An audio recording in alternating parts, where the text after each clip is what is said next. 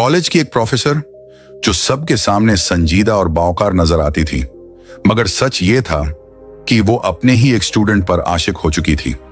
Class में सब बच्चों को पढ़ाती रहती, मगर उसकी नजरें सिर्फ उसी पर जमी रहती। एक दिन उस स्टूडेंट ने तंग आकर पूछ ही लिया, मैडम आप यहां पढ़ाने आती हैं या कुछ और करने? प्रोफेसर ने मुस्कुराकर जवाब दिया, ये बात मैं तुम्हें छुट्टी के बाद अकेले में बताऊंगी। घंटी बजी, कॉलेज खाली हो गया, क्लासरूम वीरान हुआ और सिर्फ वो स्टूडेंट और उसकी प्रोफेसर आमने सामने रह गए। उसने कहा, मैडम अब तो बताइए कहना क्या चाहती हैं? और तब प्रोफेसर ने ऐसी बात कह दी, ऐसी बात जो आमतौर पर सिर्फ एक बीवी अपने शौहर से कहती है। अब सवाल यह है, क्या उस स्टूडेंट ने हिम्मत दिखाकर इनकार कर दिया, या उस जिद्दी प्रोफेसर ने अपनी बात मनवा ली, या फिर जवानी के जज्बात उस लड़के पर हावी हो गए और वो भी ना रुक सका? ये सब जानने के लिए इस कहानी को आखिर तक जरूर सुनिए। आज की कहानी एक ऐसे लड़के की है जिसका नाम राजू था। राजू एक इंतहाई गरीब घराने से ताल्लुक रखता था। घर की हालत ऐसी कि कुछ दिनों में वो लोग 2 वक्त की बजाय 1 वक्त खाना खाते, ताकि जो थोड़े बहुत पैसे बचें वो राजू की फीस और किताबों पर लग सकें। पैसे कम थे मगर दिल सबके बड़े थे, माँ बाप भी और राजू भी। तीनों के दिल में एक ही ख्वाहिश थी, राजू पढ़ लिख कर बड़ा आदमी बने, अपनी और अपने माँ बाप की जिंदगी बदल दे। राजू बचपन से खामोश और मेहनती था। वो फजूल बातों में वक्त जाया नहीं करता था, अपने काम से काम रखता था। किताब उसका दोस्त थी। वो दिन रात पढ़ाई करता, सबका दोहराता, सवाल हल करता और हर साल इम्तिहान में सरखरू हो जाता। माँ बाप की उम्मीदें भी उसी पर कायम थीं, इसीलिए वो जरूरतें कम करके पैसा बचा बचा कर उसकी तालीम पर लगाते। वो सोचते, हमारा बेटा होनहार है, पढ़ लिख कर कुछ बन जाएगा और हम भी बुढ़ापे में सुकून से जी सकेंगे। मेहनत करते करते राजू 10वीं जमात तक पहुंच गया। उसे मालूम था कि यह जमात उसकी जिंदगी का फैसला कून मोड़ है। उसने दिल में कसम खाई कि बेहतरीन नंबर लाकर दिखाएगा, ताकि आगे मेरिट पर किसी अच्छे कॉलेज में दाखिला मिल सके और कल को एक अच्छी नौकरी का रास्ता खुले। इसी इरादे के साथ उसने दिन रात डबल मेहनत शुरू कर दी। कमरे की खामोशी, कापियों के पलटते सफात, दीवार घड़ी की टिक टिक और राजू के हाथ में चलता कलम, सब उसकी जद्दोजहद के गवाह थे। आखिरकार इम्तिहान का दिन आ गया। राजू मुकम्मल तैयारी के साथ स्कूल पहुंचा और एक एक पर्चा दिलजमी से दिया। हर पेपर के बाद वो सवालात जहन में तोलता, अगले दिन की तैयारी करता। घर वाले उन दिनों दुआओं में लगे रहे। इम्तिहानात खत्म हुए तो 2 महीने का वक्फा था। इस दौरान राजू ने पढ़ाई का रौब बरकरार रखा और साथ साथ माँ बाप के कामों में भी हाथ बटाता रहा। दिन गुजरते गए मगर दिल में नतीजे की हल्की सी घबराहट लगी रही। फिर वो बड़ा दिन आ गया। सुबह की पहली रोशनी में राजू ने नहा धोकर अपनी साफ सुथरी वर्दी पहनी। आईने में खुद को देखा तो हाथ हल्के हल्के कांप रहे थे। वो सोच रहा था, पता नहीं क्या बनेगा। रास्ते भर दिल तेज धड़कता रहा। स्कूल पहुंचा तो नोटिस बोर्ड के पास अच्छी खासी भीड़ थी। बच्चे अपने अपने रोल नंबर ढूंढ रहे थे। कोई खुशी से चिल्ला रहा था, किसी की सांस अटकी हुई थी। राजू आहिस्ता आहिस्ता नोटिस बोर्ड के करीब गया। वहां खड़े होकर आंखें बंद की, फिर हिम्मत जमा की और आहिस्ता आहिस्ता अपनी आंखें खोली। उंगली से फहरिस्त में अपना नाम तलाश किया। अचानक उसकी नजर अपने नंबर पर ठहर गई। 500 में से 450, 450 बटे 500। एक लम्हे को उसके कदमों तले जमीन खिसकती महसूस हुई, मगर यह खुशी की चक्कराहट थी। आंसू खुद ब खुद आंखों में आ गए। उसने खुद को संभाला, एक गहरी सांस ली। कुछ दोस्तों ने कंधे पर हाथ रखा। वाह राजू, जबरदस्त। आवाजें गूंजे मगर उसके कान में अपनी धड़कन ही सुनाई देती रही। उसी दौरान चपरासी या क्लास मॉनिटर आकर बोला, सर ने आपको दफ्तर में बुलाया है अभी। इसी वक्त राजू ने सर हिलाया और दौड़ता हुआ स्टाफ रूम के पीछे वाले दफ्तर की तरफ भागा। दफ्तर का दरवाजा आधा खुला था। राजू ने आहिस्ता से दस्तक दी। अंदर से आवाज आई, आओ राजू। उस्ताद साहब ने खड़े होकर उससे मुसाफा किया और खुशी से बोले, मुबारक हो राजू, तुम हमारे स्कूल के पहले तालिब इल्म हो जिसने इतने आली नंबर लिए हैं। तुमने न सिर्फ अपने माँ बाप का बल्कि स्कूल का भी नाम रोशन कर दिया है। राजू के होंठ कांपे, वो शुक्रिया के अल्फाज ही निकाल सका। उस्ताद ने फाइल बंद करते हुए मजीद कहा, मुझे पूरा यकीन है कि तुम्हें किसी बड़े कॉलेज में मेरिट पर दाखिला मिलेगा।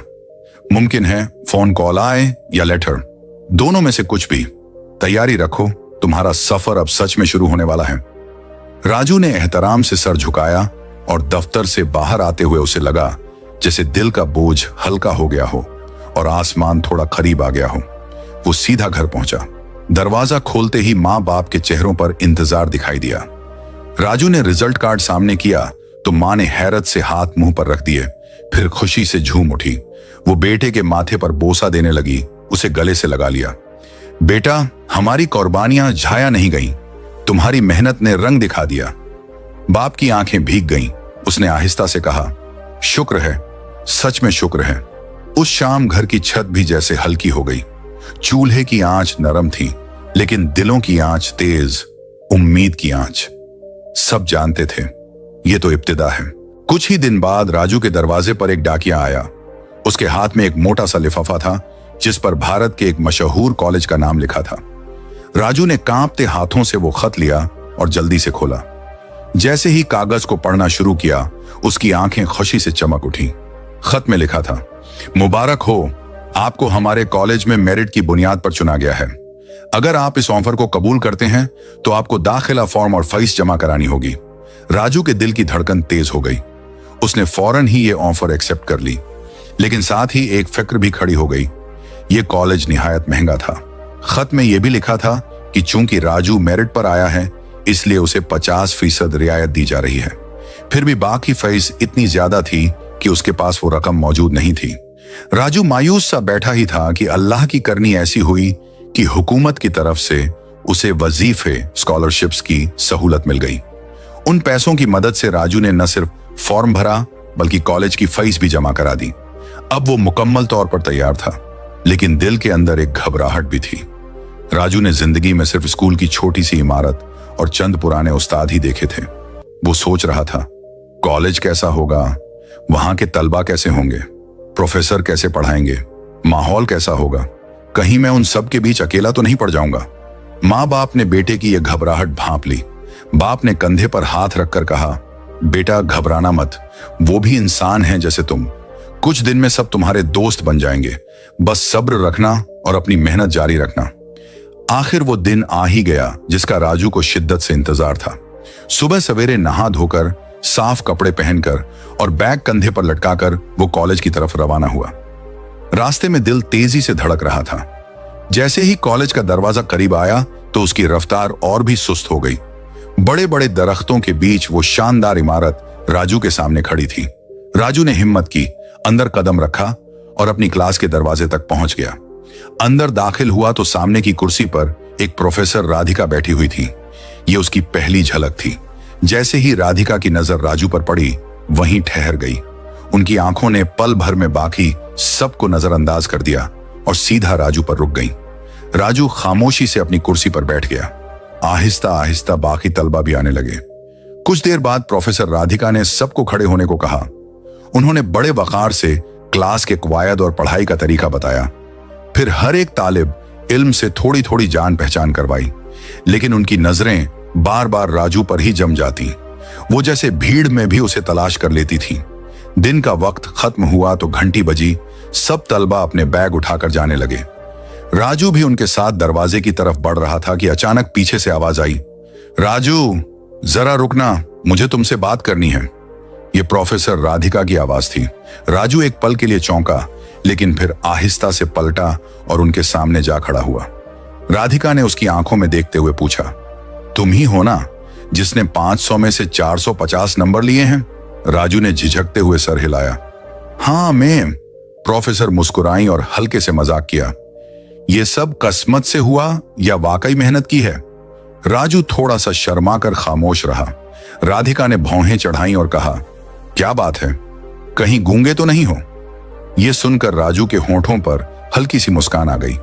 वो बोला, नहीं गूंगा नहीं हूं, बस मैंने मेहनत भी की है और माँ बाप की दुआएं भी साथ थीं, इसी वजह से कामयाबी मिली। राधिका संजीदा हो गई। अच्छा, तो तुम वाकई एक मेहनती तालिब इल्म हो। फिर एक लम्हा ठहर कर बोली, देखो अगर तुम चाहो तो मैं क्लास के बाद कुछ बच्चों को प्राइवेट पढ़ाती हूं, अलग से लेक्चर देती हूं जिससे बहुत फायदा होता है। बाकी सब इसके लिए फीस देते हैं, लेकिन तुम्हें कोई फीस नहीं देनी, क्योंकि मुझे तुम बहुत मेहनती और काबिल लगते हो। अगर दिल चाहे तो मेरे घर आकर दूसरे वक्त पढ़ सकते हो। राजू ने नजरें झुका ली। वो सोच में पड़ गया कि क्या जवाब दे, और फिर बोला, मैं कल सोच कर बताऊंगा मैडम। फिर वह अपने हॉस्टल वापस चला गया, क्योंकि कॉलेज उसके घर से बहुत दूर था। अगले दिन की सुबह राजू फिर कॉलेज पहुंच गया। मामूल के मुताबिक क्लास हुई, पढ़ाई जारी रही। घंटी बजी और सब तलबा छुट्टी के बाद निकलने लगे, लेकिन इस बार क्लास में सिर्फ राजू और प्रोफेसर राधिका रह गए। राधिका ने नरम आवाज में पूछा, तो राजू, क्या सोचा तुमने? राजू ने झिझकते हुए कहा, जी ठीक है, मैं पढ़ाई के लिए आ जाऊंगा। यह सुनकर प्रोफेसर ने अगला सवाल किया, वैसे तुम कहां रहते हो? घर कितनी दूर है? राजू ने बताया, मैडम मेरा घर तो बहुत दूर है, मैं तो हॉस्टल में रहता हूं। यह सुनकर राधिका कुछ लम्हे सोचती रही और फिर बोली, राजू देखो, तुम हर साल हॉस्टल का किराया भरने के बजाय मेरे घर क्यों नहीं रह लेते? मैं सुबह कॉलेज आती हूं तो तुम्हें साथ ले आऊंगी और शाम को वापस छोड़ दूंगी। यूं तुम्हारे पैसे भी बच जाएंगे और मेरे कुछ छोटे मोटे घर के काम भी हो जाएंगे। राजू चूंकि एक गरीब लड़का था, उसने ज्यादा सोचने के बजाय फौरन हाँ कर दी। चंद लम्हों बाद प्रोफेसर ने अपनी गाड़ी निकाली और राजू को साथ बिठाकर अपने घर ले आई। प्रोफेसर के घर का पहला दिन जब राजू ने उस घर को देखा तो हैरान रह गया। ये इतना बड़ा और शानदार घर आपका है? उसने हैरत से पूछा। राधिका मुस्कुराकर बोली, हाँ ये मेरा घर है। राजू की नजरें बार बार उस वसीया ओ अरीज मकान पर टिक जाती थीं। अंदरूनी हिस्से तक पहुंचने से पहले ही वह बाहर खड़ा हुआ सब कुछ देखता रहा। राधिका ने हल्की मुस्कुराहट के साथ कहा, क्या तुम यहीं बाहर खड़े रहोगे या अंदर भी आओगे? राजू चौंक गया और हंसते हुए बोला, जी जी अंदर चलते हैं। वो दोनों अंदर आए। राजू ने हैरान होकर पूछा, यहां कोई और नहीं रहता? आपके वालिदैन या शौहर, बच्चे? राधिका लम्हा भर के लिए खामोश हुई, फिर गहरी सांस लेकर बोली, मेरे वालिदैन दुनिया से जा चुके हैं और शादी मैंने की ही नहीं। राजू फौरन शर्मिंदा हो गया। सॉरी मैडम, मुझे मालूम नहीं था। राधिका ने मुस्कुराकर कहा, कोई बात नहीं। फिर राजू ने हल्की मुस्कुराहट के साथ पूछा, फिर इस पूरे बड़े घर में आप अकेली रहती हैं? राधिका ने हंसते हुए जवाब दिया, नहीं अकेली कहां, अब तो तुम भी हो ना। यह सुनकर दोनों हंसने लगे। राधिका ने उसे पूरे घर का दौरा कराया, kitchen, drawing room, study room और फिर एक कमरा दिखाते हुए कहा, यह तुम्हारा कमरा है, यहां आराम से रहना, जो चाहिए किचन में सब मिल जाएगा, वॉशरूम वगैरह सब उधर ही हैं, अब बार बार मुझसे पूछने की जरूरत नहीं। राजू कमरे में आया तो हर चीज को गौर से देखने लगा। यह उसकी जिंदगी का पहला मौका था जब वो इतने बड़े और आलीशान घर में रहने जा रहा था। सारा दिन वो इधर उधर देखता रहा। रात को अपने बिस्तर पर लेटा, मगर नींद नहीं आई। एक तो नया माहौल था, दूसरा खुशी इतनी ज्यादा थी कि दिल पर सुकून ही नहीं हो रहा था। आखिरकार देर रात तक जागते रहने के बाद वो बमुश्किल सो सका। अगली सुबह प्रोफेसर राधिका खुद राजू के कमरे में आई। वो आहिस्ता से उसके पांव हिलाने लगी। राजू जल्दी उठो, कॉलेज के लिए देर हो रही है। राजू नींद से चौंक कर उठ बैठा। घड़ी देखी तो वाकई बहुत देर हो चुकी थी। घबराकर फौरन नहाने चला गया। नहा धोकर निकला तो प्रोफेसर ने मुस्कुराकर कहा, अरे खाना तो खा लो, एक दिन देर से जाएंगे तो क्या फर्क पड़ेगा। यूं दोनों ने साथ बैठकर नाश्ता किया और फिर गाड़ी में कॉलेज के लिए निकल गए। क्लास में पहुंचते ही राजू अपनी कुर्सी पर जा बैठा। बाकी तलबा भी आ गए। कुछ लड़के राजू से बात करने लगे, यार कल तुम हॉस्टल में नहीं थे, कहां थे? राजू ने साफ लहजे में कहा, मैं प्रोफेसर राधिका के घर रहता हूं, वहां उनके घर का थोड़ा बहुत काम भी कर लेता हूं और शाम को जब वो प्राइवेट क्लासेस लेती हैं तो मैं भी उनका लेक्चर सुन लेता हूं। तलबा हैरान हुए, मगर बात उधर ही खत्म हो गई। क्लास चलती रही।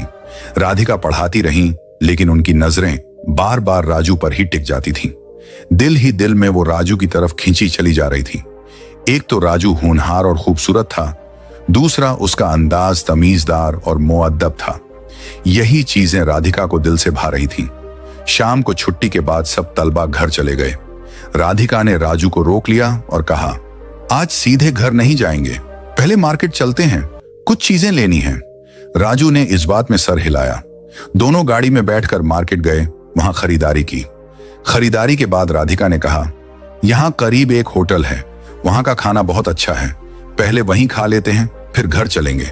राजू ने झिझकते हुए कहा, मैडम वो बड़े होटल तो बहुत महंगे होते हैं, घर जाकर खा लेते हैं।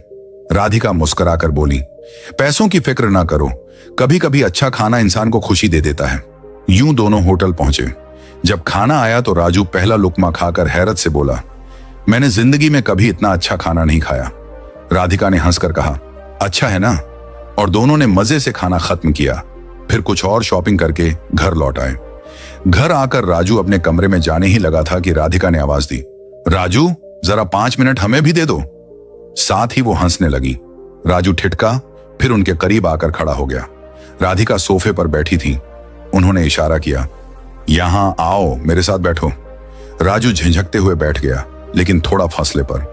राधिका खुद ही करीब सरक आई और नरम लहजे में बोली, राजू देखो, कॉलेज में तुम मेरे स्टूडेंट हो, लेकिन यहां मेरे घर में हम दोनों दोस्त हैं, इसलिए इतनी झिझक क्यों? खुलकर बात किया करो। राजू चुप रहा।